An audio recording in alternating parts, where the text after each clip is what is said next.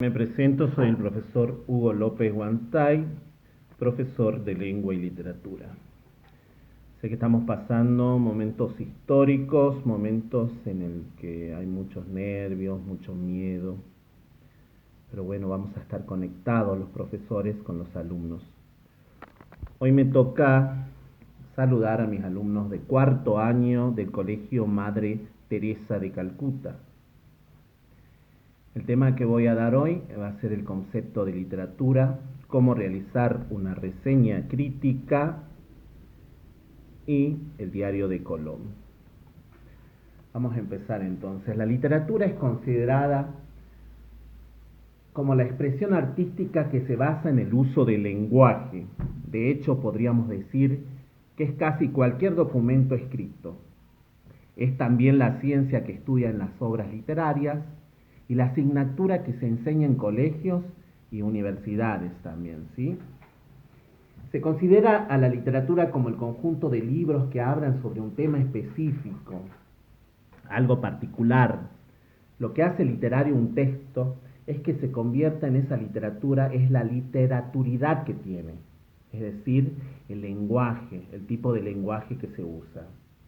Este lenguaje tiene una trascendencia particular porque está destinado a durar en el tiempo.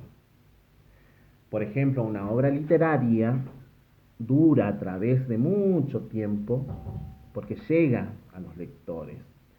Yo, por ejemplo, en los programas de quinto año, todavía seguimos leyendo Romeo y Julieta, El Lazarillo de Tormes, que inclusive está escrito con un castellano antiguo, pero digamos que la literatura perduró a través de los años, a través del tiempo.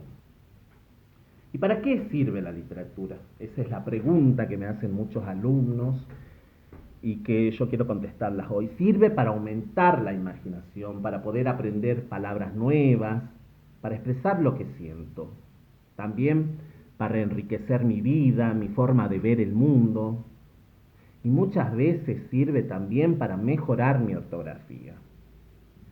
Porque leyendo aprendo más sobre cómo escribir las palabras que digo cotidianamente. Ahora vamos a hablar específicamente de lo que sería la reseña crítica. La reseña crítica la dimos en un trabajo escrito, en un trabajo impreso que mandamos a la plataforma, que escriban una reseña crítica de algún texto leído en clase. Yo en esa oportunidad mandé las características de lo que es una reseña crítica, que ahora la voy a desarrollar brevemente, porque ustedes ya la tienen impresa en la plataforma. Lo que yo quería en ese trabajo era que a través de una obra que hayan leído durante su vida escolar, ya sea en la primaria o en la secundaria, que me escriban una reseña crítica. Con esto nosotros evaluamos la comprensión del texto, como así también la producción de texto. El propósito general, digamos, de las reseñas críticas, en este sentido, es dar una perspectiva general de la obra examinada. La reseña crítica es fundamentalmente un texto argumentativo,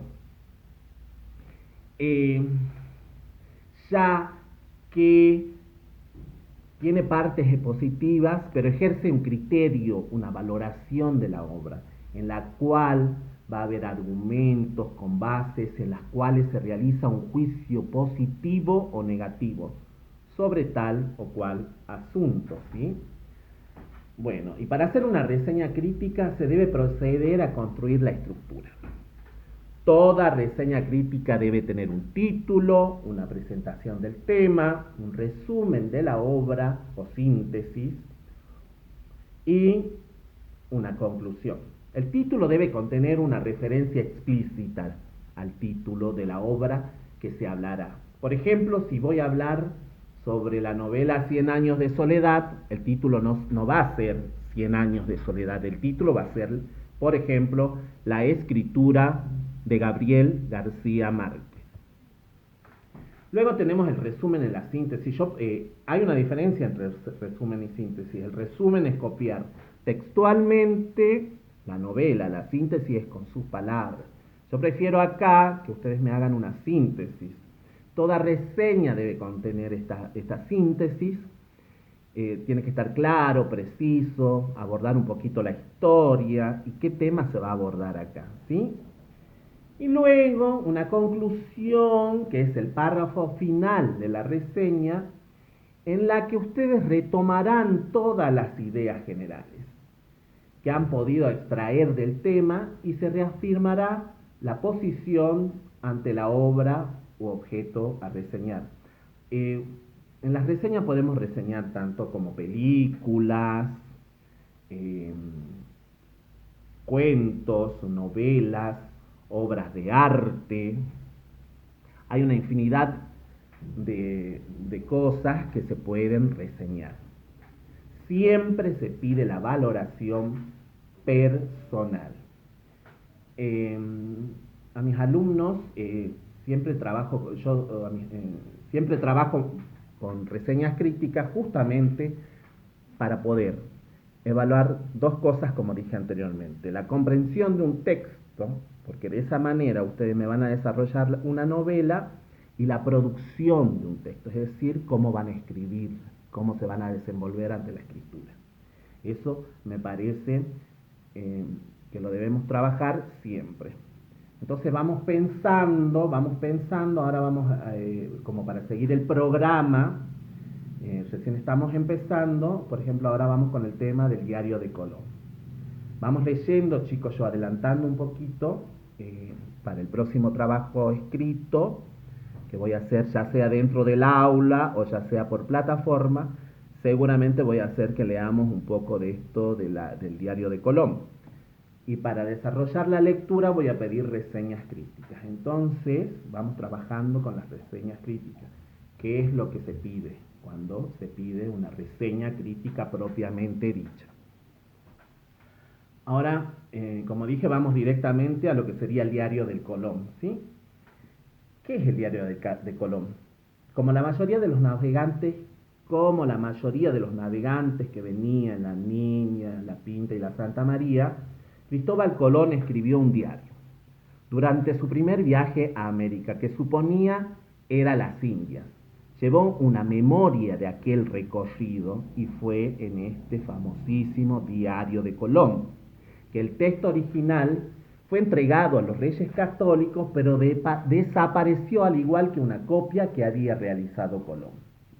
Fue Fray Bartolomé de las Casas quien compiló un sumario que se hizo público como el Diario de Colón.